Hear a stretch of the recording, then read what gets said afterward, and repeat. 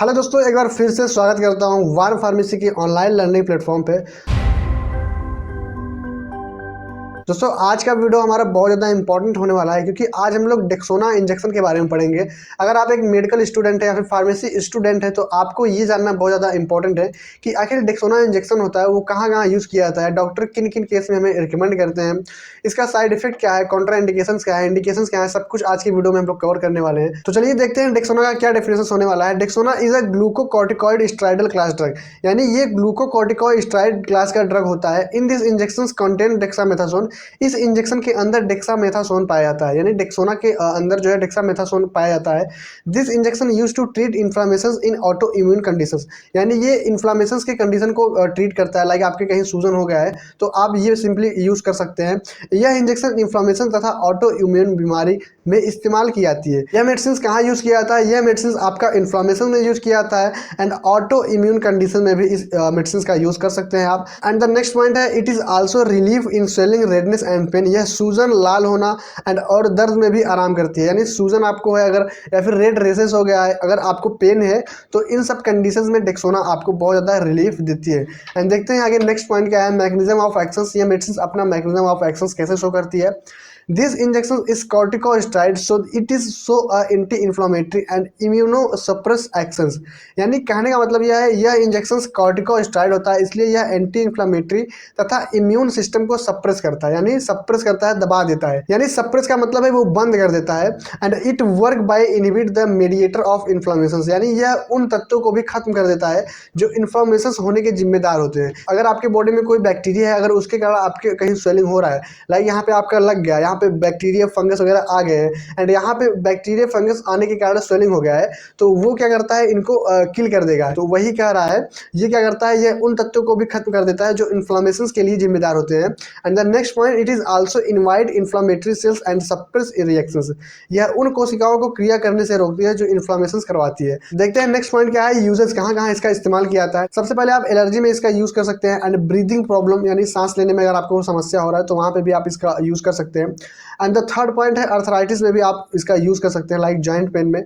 Skin disease में भी इसका यूज किया जाता है, अस्थमा में भी इसका यूज किया जाता है एंड कोविड-19 जैसे डिसऑर्डर में भी आप इसका यूज कर सकते हैं। एंड द नेक्स्ट पॉइंट क्या है, ब्रीथ स्वेलिंग, यानी सांस लेने में अगर आपका समस्या हो रहा है तो वहाँ पे भी आप यूज कर सकते हैं। आई पेन में भी, आंखों के दर्द में भी यूज कर सकते हैं। इन्फेक्शन यानी किसी प्रकार का संक्रमण हो रहा है तो उसमें भी यूज किया जाता है, लेकिन ये सब कब यूज किया जाएगा, जब डॉक्टर रिकमेंड करेंगे तभी यूज करना।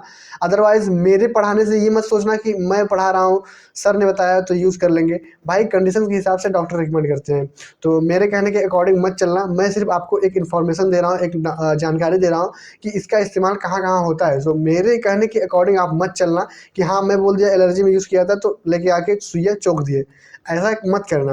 एंड देखते हैं नेक्स्ट क्या है, हिमेटोलॉजिकल डिजीज में भी इसका यूज़ किया जाता है, लाइक रक्त संबंधित बीमारी में भी इसका यूज़ कर सकते हैं।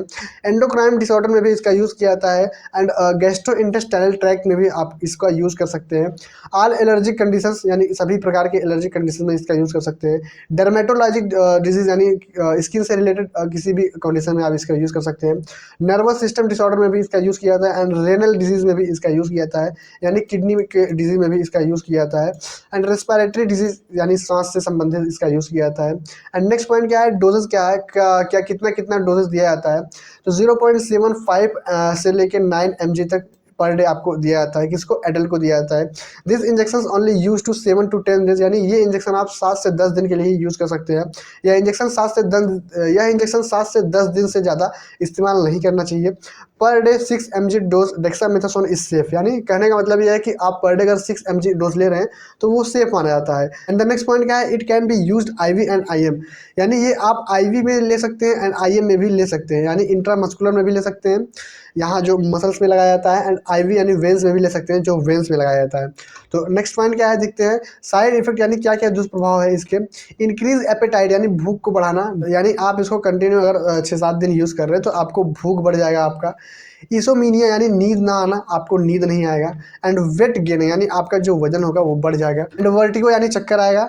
एंड डिप्रेशन यानी तनाव हो जाएगा आपको। एंड हाइपरटेंशन, आपका जो ब्लड प्रेशर होता है वो बढ़ सकता है। क्या नेक्स्ट पॉइंट, कंट्रा इंडिकेशंस यानी किन किन मरीज को ये मेडिसिन नहीं दिया जाता।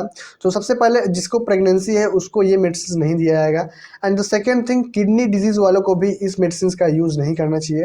एंड थर्ड क्या है, लो थायराइड हार्मोन्स, जिसको थायराइड की प्रॉब्लम है उसको भी ये मेडिसिन नहीं देना चाहिए। सो आज का लेक्चर यहीं पे एंड होता है। आई होप आपको समझ में आया होगा कि डेक्सामेथासोन जो इंजेक्शन होता है उसका यूज कहाँ कहाँ किया जाता है, एंड क्या कॉन्ट्रा इंडिकेशन है, क्या यूजेस है, क्या साइड इफेक्ट है, सब कुछ आज के इस वीडियो में हम लोग कवर कर चुके हैं। एंड चलिए, ऐसे इंटरेस्टिंग वीडियो देखने के लिए हमारे चैनल को सब्सक्राइब करना भूलें। चलिए मिलते हैं किसी नेक्स्ट वीडियो में नए टॉपिक या नए इन्फॉर्मेशन वीडियो के साथ। तब तक के लिए टाटा, बाय बाय।